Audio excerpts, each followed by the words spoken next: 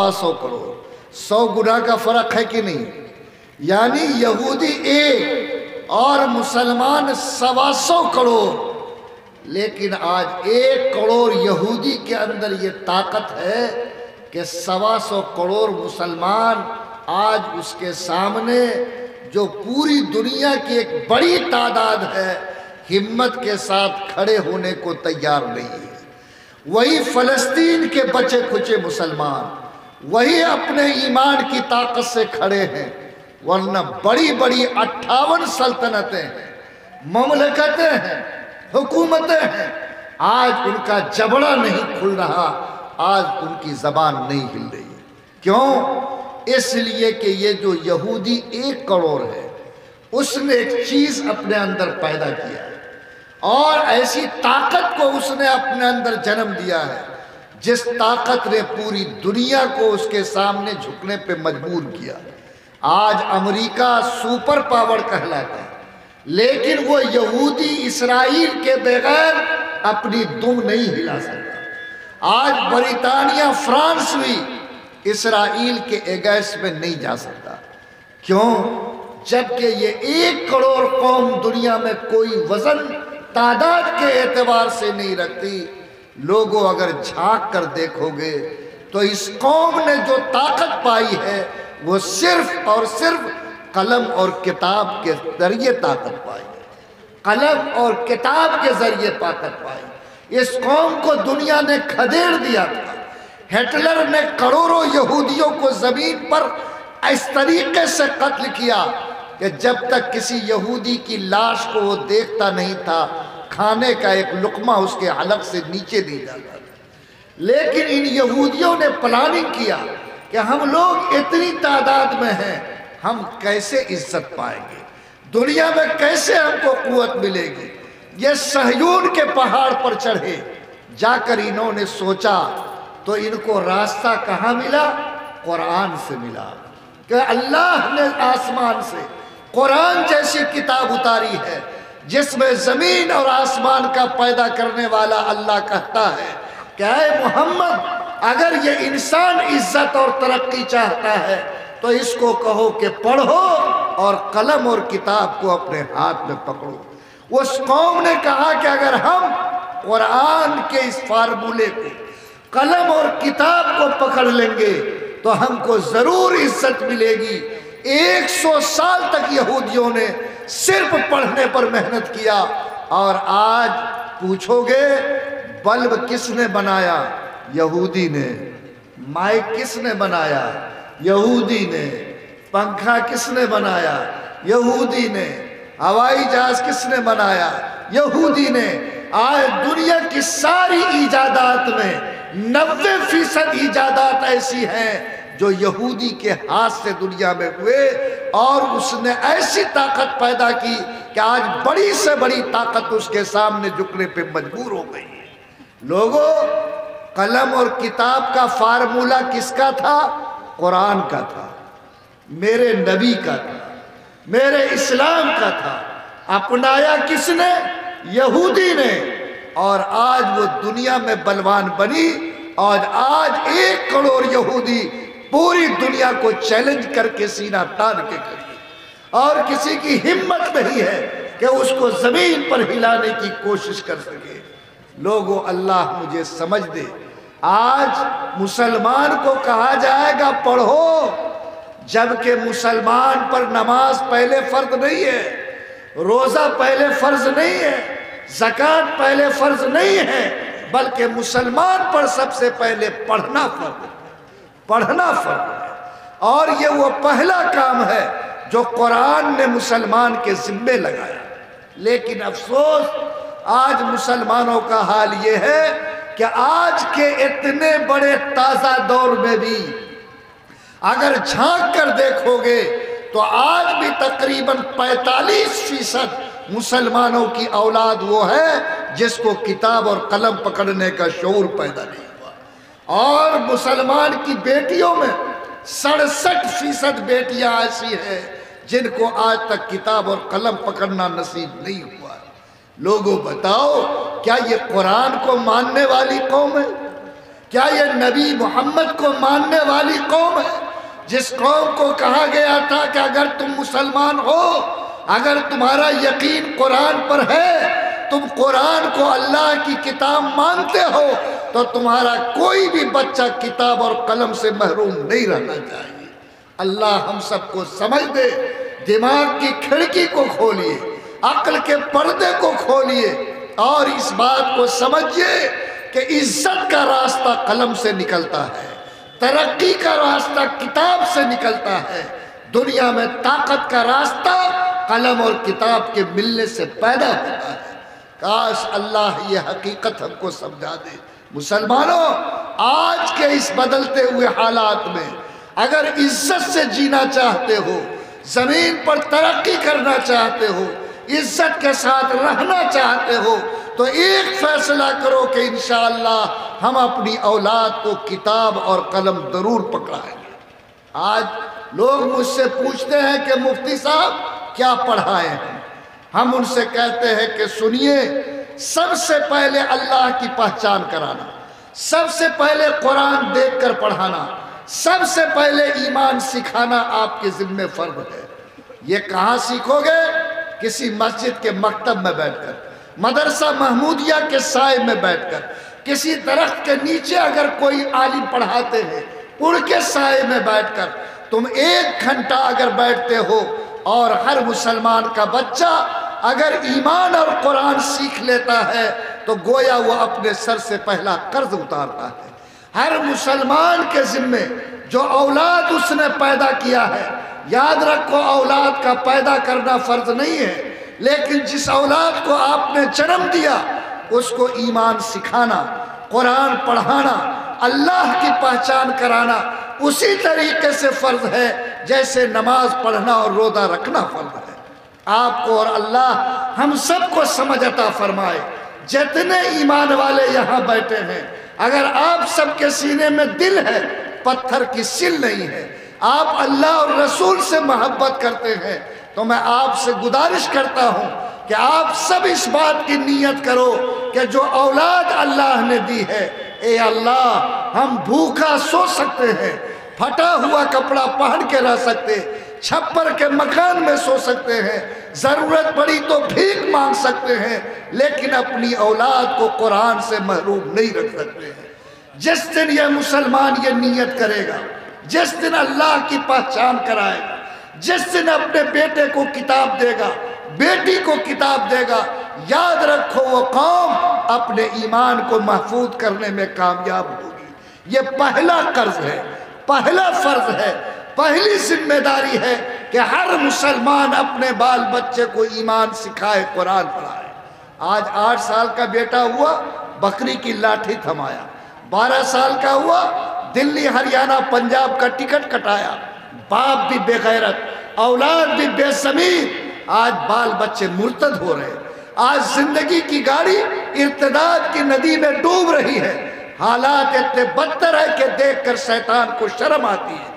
آج وہ کردار کیا جاتا جس کردار پر شیطان بھی لعنت بھیجتا ہے۔ مسلمانوں، اگر آپ کے سینے میں ایمان ہے، اللہ نے آپ کے سینے میں دل رکھا ہے، تو میں آپ سے بھیک مانگتا ہوں، آپ سے گزارش کرتا ہوں کہ ہر مسجد میں مکتب قائم کرو، ہر برآمدے پہ مکتب چلاؤ، گاؤں کے کسی عالم یا مولوی کو پیسے دے کر اپنی جیب کو ڈھیلی کر کے 1 گھنٹہ اپنے بچے کو صبح میں قرآن پڑھاؤ، ایمان سکھاؤ، اس کے بعد جی چاہے تم چاہے اسکول بھیجو، چاہے کانوینٹ بھیجو، لیکن 1 گھنٹے کے لیے ایمان کے سائے میں، قرآن کے سائے میں، دین کے سائے میں اس کو جگہ دو۔ اگر آپ نے نہیں کیا، وہ اولاد اگر بگڑ گئی، گنہگار بن گئی، جہنم کے لائق ہو گئی، تو خدا کی قسم اگر وہ جائے گی تو اپنے حاجی اور نمازی باپ کو بھی گھسیٹ کر جہنم کے آگ میں لے جائے گی۔ اس لیے کہ اللہ کہتا ہے قُوْ أَنفُسَكُمْ وَأَهْلِكُمْ نَارًا، اپنے کو بھی جہنم کی آگ سے بچاؤ، اپنی اولاد کو بھی جہنم کی آگ سے بچاؤ۔ کیا اگر ہم لوگ مومن ہیں تو کیا بولو ہم لوگ سب سے پہلے اپنے بچے کو قرآن پڑھائیں گے؟ بولو انشاءاللہ قرآن پڑھاؤ گے؟ ہاتھ اٹھا کے بولو الحمدللہ۔ قرآن کہاں پڑھائیں گے؟ فری میں، مدرسہ محمودیہ کے زکوٰۃ کا پیسہ، صدقہ کا پیسہ، خیرات کا پیسہ یہ قوم اپنے بچے کو کھلاتی ہے، حالانکہ وہی بچہ گھر میں ہے تو پسینے کا پیسہ کھاتا، لیکن یہاں زکوٰۃ کے پیسے کے لیے۔ یاد رکھو قرآن خیراتی کتاب نہیں ہے، یہ صدقے اور زکوٰۃ پہ پلنے والی کتاب نہیں ہے۔ اگر تم قرآن کا نور دیکھنا چاہتے ہو، قرآن کی برکت دیکھنا چاہتے ہو، تو اپنی حلال کمائی سے اپنی اولاد کو قرآن سکھاؤ۔ آج یہ قوم گوشت کھانے میں 1 نمبر پہ ہے، آج یہ قوم 25 قسم کا سالن پکانے میں 2 نمبر پہ ہے، آج یہ قوم کپڑا پہننے میں 1 نمبر پہ ہے، لیکن آج 200 روپے دے کر اپنی اولاد کو قرآن پڑھانے میں یہ قوم آج جل چکی ہے، اس کے جیب میں سوراخ ہے، یہ قوم اس کے لیے اپنے کو تیار نہیں پا رہی۔ کیا قرآن کی قیمت 200 نہیں؟ آج ABCD پڑھانے میں 5000 روپیہ دیا جا سکتا، 500 روپے دیا جا سکتا، لیکن ایک مکتب کے معلم اور امام کو یہ قوم 100 روپے دینے کو تیار نہیں۔ یہ میری زندگی کے لیے لعنت کی بات ہے، اللہ کی پھٹکار پڑے گی۔ جو قوم خدا کے کتاب کے مرتبہ کو گھٹائے گی، یاد رکھو وہ قوم دنیا میں کبھی عزت نہیں پا سکتی ہے۔ اس لیے قرآن کے لیے مٹھی کھولو، قرآن کی تعلیم کے لیے جیب کو ڈھیلی کرو، اور کہو کہ ہم اپنے مضبوط پیسے سے، پسینے کے حلال پیسے سے انشاءاللہ اپنی اولاد کو قرآن کی تعلیم دیں گے۔ اللہ مجلس میں بیٹھنے والے ایک ایک مسلمان کو اپنی بیٹا اور بیٹی کو قرآن پڑھانے کی توفیق عطا فرمائے۔ اور اگر قرآن پڑھا لو تو ڈاکٹر، انجینئر، ماسٹر اور جج بنانا یہ کس کا کام ہے؟ آج یہودی آسمان پہ اڑ رہا ہے، سمندر کے نیچے جا رہا ہے، اور مسلمان کا بچہ میٹرک کر کے دم نکل رہا ہے، انٹر کر کے دم نکل رہا ہے۔ نہیں، آپ کی برادری میں بھی آج بہت سارے ڈاکٹر نکلے ہیں، افسر نکلے ہیں۔ میں آپ لوگوں سے کہتا ہوں کہ غریب کی جھوپڑی میں بھی لال رہتا ہے، اللہ کے نام پر ہمت کیجیے۔ آپ کا جو بیٹا ذہین ہے، جو میٹرک میں اچھا رزلٹ لایا ہے، آپ اس کو آگے بڑھائیے۔ جب قوم آگے بڑھے گی، اللہ اس کو آگے کا راستہ دے گا۔ آج رحمانی 30 چلتی ہے، غریب کے جھوپڑے سے بچوں کو ہم لوگ نکالتے ہیں اور اس کو ہم لوگ پڑھاتے ہیں، اور الحمدللہ آج وہ بڑا سے بڑا افسر بڑھ کر دنیا میں کام کر رہا ہے۔ آپ لوگ جو یہاں بیٹھے ہیں، میں آپ سارے سمجھدار لوگوں سے کہتا ہوں کہ ایک کام آپ کو یہ کرنا ہے کہ ہم اپنے بچوں کے لیے سب سے پہلے کتاب اور قلم کا فیصلہ کریں گے۔ لٹھی کا فیصلہ بعد میں ہوگا، سلائی مشین کا فیصلہ بعد میں ہوگا، ہوٹل میں پلیٹ دھلوانے کا کام بعد میں ہوگا، ہم کہیں بھیج کر پیسہ کموانے، دلی ہٹھیارہ پنجاب کے گلیوں میں گھمانے کا کام بعد میں کریں گے، لیکن سب سے پہلے اپنے بچوں کے لیے قلم اور کتاب کا انتظام کریں گے۔ ورنہ مسلمانوں سنو، جو اپنی نابالغ اولاد سے روزی کموائے گا، جو اپنی نابالغ اولاد سے پیسہ کموائے گا، وہ اپنے پیٹ میں دانہ نہیں بلکہ جہنم کی آگ ڈالے گا۔ اس لیے خبردار، نابالغ اولاد سے روزی مت کموانا، نابالغ اولاد کو علم سے محروم مت رکھنا۔ اللہ ہمت دے، پہلے دین سکھاؤ، اللہ ہمت دے، آگے بڑھاؤ۔ اسکول میں بھی پڑھاتے ہو تو اعلیٰ پڑھائی پڑھاؤ، نیچے کی پڑھائی پہ مت رکو۔ جو قوم اعلیٰ پڑھائی پڑھتی ہے، آگے بڑھتی ہے، وہی قوم دنیا میں کچھ کرنے کے لائق ہوتی ہے۔ میں مدرسہ محمودیہ کے ذمہ داروں کو مبارکباد دیتا جنہوں نے یہ چراغ جلایا ہے۔ آج اس کے سائے میں بے شمار بچے قرآن کی تعلیم پا چکے ہیں، اور بڑی تعداد آج اس کے سائے میں قرآن پڑھ رہی ہے۔ آپ کی ذمہ داری ہے کہ ایسے مدرسوں کو طاقت دیجئے، ایسے مدرسوں کو قوت دیجئے، ایسے مدرسوں سے محبت کیجئے، ایسے مدرسوں کے چراغ کو اپنے خون جگر سے روشن رکھیے۔ جب تک یہ روشن رہیں گے، انشاءاللہ اس زمین پر اور اس ملک پر دین کا چراغ چلتا رہے گا۔ لوگوں، میں نے یہودی کی مثال دے کر سمجھائی کہ 1 کروڑ قوم جب قلم اور کتاب کو پکڑی تو آج دنیا اس کے سامنے جھکی ہے۔ یہ قرآن کا دیا ہوا فارمولہ ہے۔ آج بھی مسلمانوں، قلم اور کتاب کو پکڑو گے، دنیا عزت دے گی، قلم اور کتاب کو نہیں پکڑو گے، سب کچھ کے باوجود یاد رکھو دنیا آپ کو عزت دینے کو تیار نہیں ہوگی۔ دوسری بات جو آپ سے عرض کرنی ہے وہ یہ، آج کی تاریخ میں ہم لوگ اللہ کے سامنے یہ کہتے ہیں کہ بہت دکھ مصیبت میں ہے۔ کوئی کہتا کہ ہم کو روزی کی تنگی ہے، کوئی کہتا کہ ہمارے اوپر حالات ہیں۔ مسلمانوں، اللہ تعالیٰ حالات کو کیسے بدلتا ہے اور اللہ تعالیٰ آپ کے لیے عزت کا راستہ کیسے طے کرتا ہے، آپ کو یہ بات سمجھنی چاہیے۔ آپ سنیے اور میری بات پر توجہ دیجیے۔ قرآن کہتا وَمَن يَتَّقِ اللَّهَ يَجْعَل لَّهُ مَخْرَجًا وَيَرْزُقْهُ مِنْ حَيْثُ لَا يَحْتَسِبُ۔ اللہ فرماتے ہیں میرے بندو تم ایک کام کرو میں تجھ کو 2 انعام دوں گا، تم ایک کام کرو میں تم کو 2 انعام دوں گا۔ بندے نے پوچھا کہ اللہ کون سا کام؟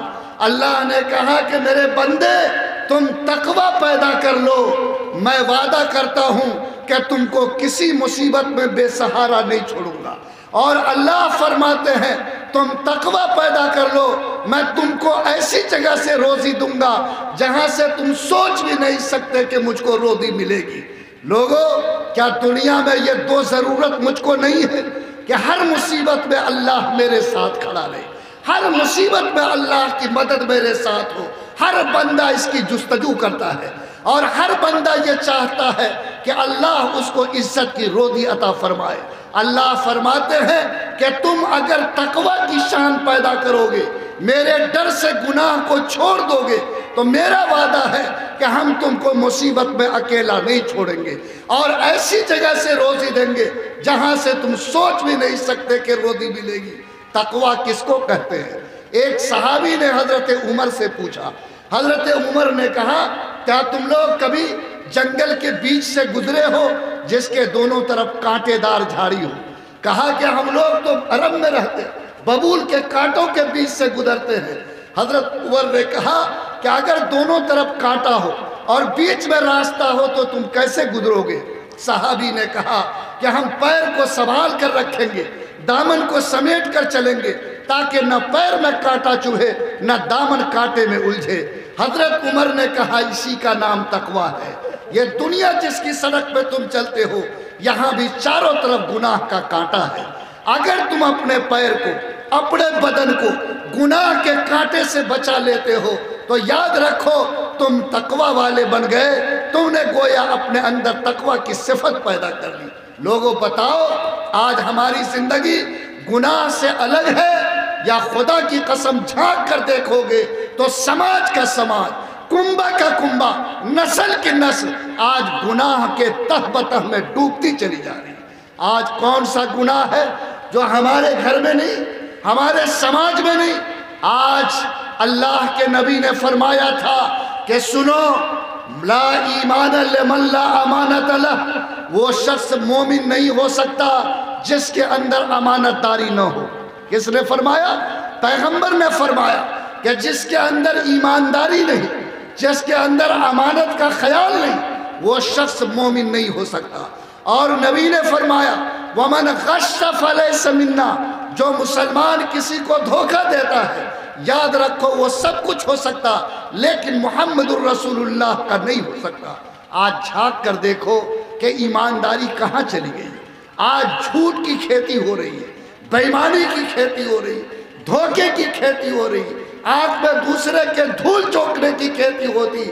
دوسری قوم 1500 کے لیے جھوٹ بولتی، میری قوم آج 8 آنے کے لیے جھوٹ بولتی۔ دوسرا 1000 کے لیے دھوکہ دیتا، میری قوم 100 روپے کے لیے دوسرے کو جھانسا دیتی ہے۔ کیا یہ تقوی ہے؟ کیا یہ گناہ نہیں ہے؟ کیا یہ ایمانداری ہے؟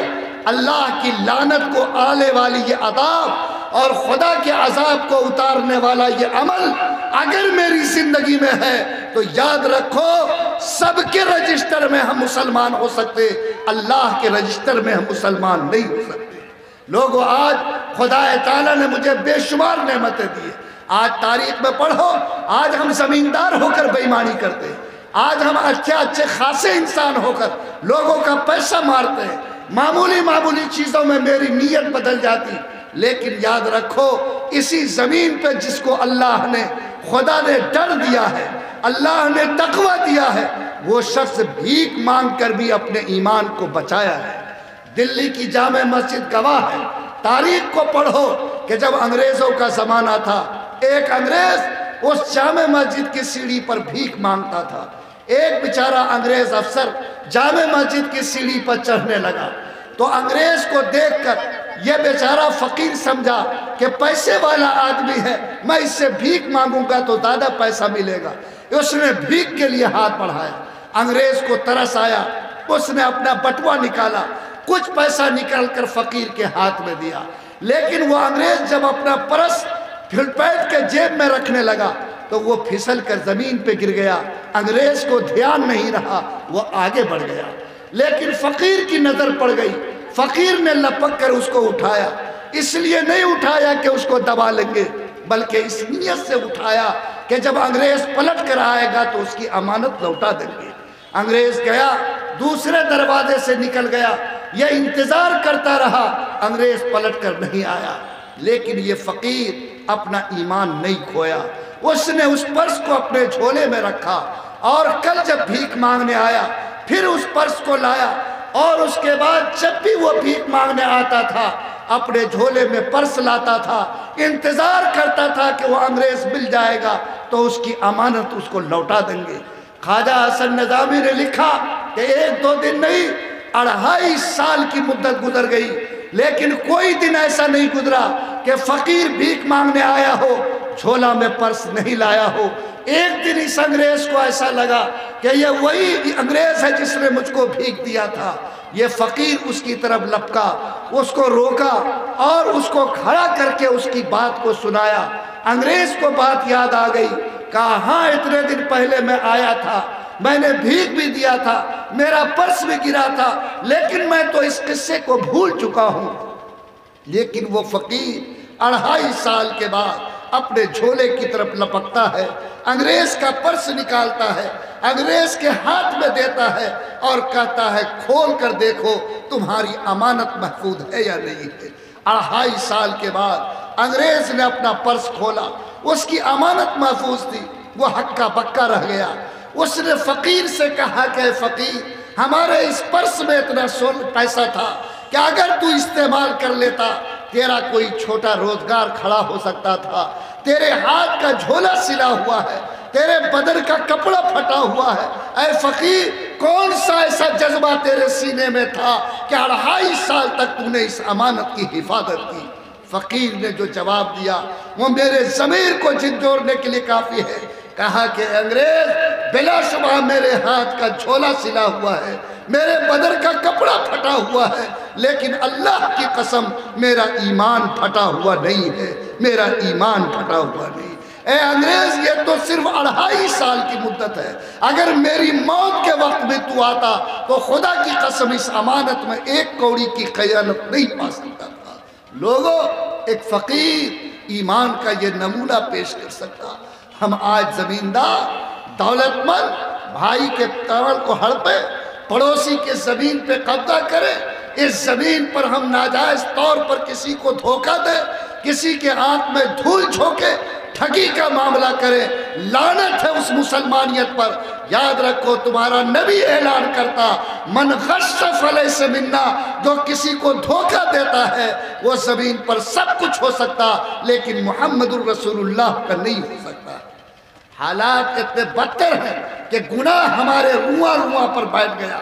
آج پڑھو، پہلے آپ کے یہاں بھی شادی بیاہ میں اتنا مول جھول نہیں تھا، لیکن آج کل آپ کے یہاں بھی بغیر پھٹ پھٹیا کے شادی نہیں ہے، اپاچے سے نیچے بات نہیں ہوتی۔ اور یہ مسلمان جو ٹوپی پہنے داڑھی رکھے ہوا جماعت میں گیا، حاجی صاحب ہے، مفتی صاحب ہے، آج ماشاءاللہ 50 اسکارپیو پہ چڑھ کے باراتی جاتا ہے۔